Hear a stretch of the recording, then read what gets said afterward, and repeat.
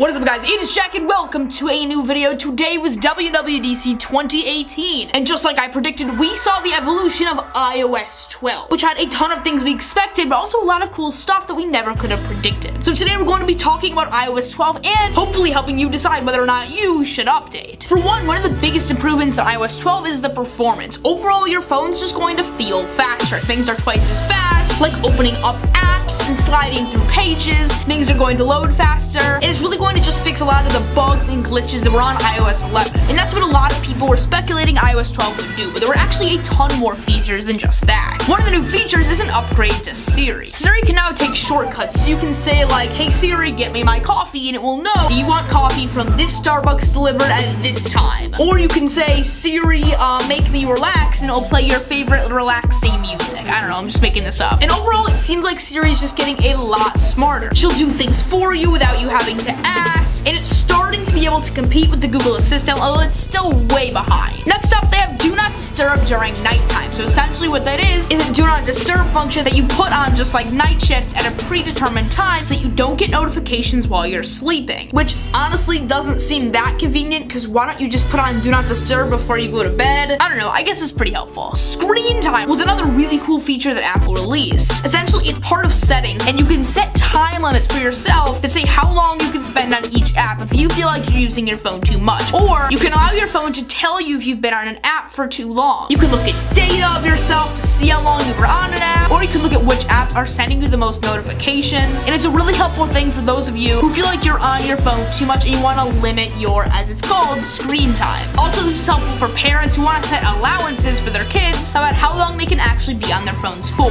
Speaking of notifications though, we are now introduced to group notifications on iOS 12. So as you guys know, sometimes you'll log onto your phone and you'll see like 100 notifications from every YouTube video, from every person you're subscribed from, and it's just really hard to get through it all. So with this new group notification system, you got all the notifications from each app grouped. So you can just click on that specific group and see the notifications from that app. You also don't have to clear each day's notifications or each individual notification by itself. With a single swipe, you can clear out all the notifications from a certain app's group. And that is something I've wanted for a really long time. Something I haven't wanted for a really long time though is Memoji. It's essentially like Animoji, except you can actually build yourself and make yourself an Animoji. So it's kind of like Bitmoji, where you build a version of yourself, except this time it's actually 3D, and it works the same way Animoji did. Sound familiar? Yeah, I know, Samsung already did this, although Samsung's version was super creepy and way less good. They've also brought some improvements to Animoji, like some new animals, the ghost, the tiger, the T-Rex, and the koala, and a few other little glitch fixes, but overall, I don't really use Animoji. Let me know in the comments if you use them, if you have an iPhone 10. But something I was super excited about was group FaceTime, which was finally introduced in iOS 12. People were rumoring about this a while ago, but no one really thought it was going to happen. But here it is. It's officially time to put things like Uvu and House Party completely out of business, because you can now FaceTime with up to 32 people in the stock app. An interface where you can actually see anyone you want. On the main screen, you'll see 3 main people who are probably doing the most talking in the FaceTime, and whoever's talking the most screen is going to be the biggest. So whoever's talking is the screen that you see. It's kind of ingenious. And then when they stop talking and someone else does, their screen gets a little smaller and the other person's screen gets a little bigger. And of course, on the bottom, you've got a little scroll tab where you click on whoever you want if you want to listen to someone specific, but it's just a really cool way to interact with a ton of people all at once. One of my favorite things though I saw at the event was the brand new AR things. They started by releasing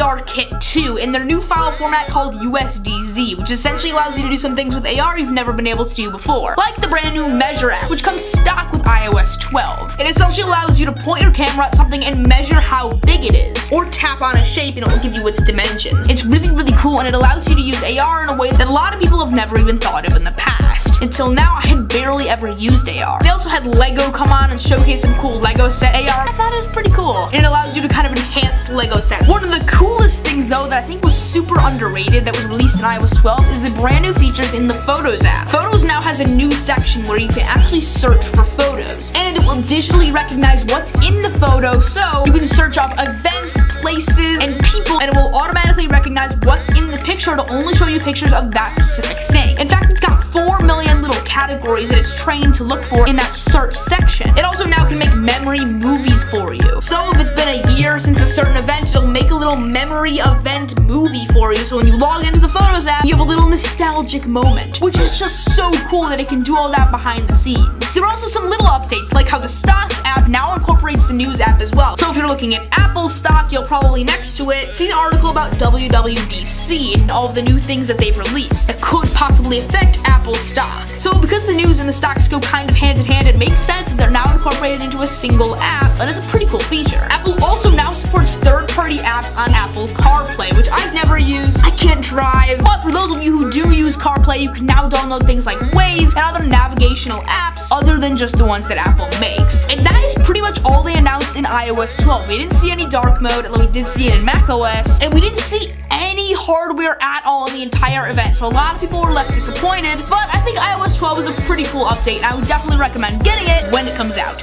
Don't get the developer beta. I got it just for this video, just for all the B-roll, just to try it out, but I ran a Geekbench test on it, and it got a multi-core score that was less than half of what I usually get. If you only have one phone and you want to download it on your main phone you're going to be using every day, I solely would not recommend it. But guys, that is pretty much it for this video. If you did enjoy it, make sure to leave a like. Also, comment down below what you did think, and I will see you guys next time. And I'll let you know either on Instagram or in a video when the public beta for this guy comes out, because then I would definitely recommend getting the iOS 12 update. So yeah, don't forget to like, comment, and subscribe if you're new. I'm Jack. Peace out.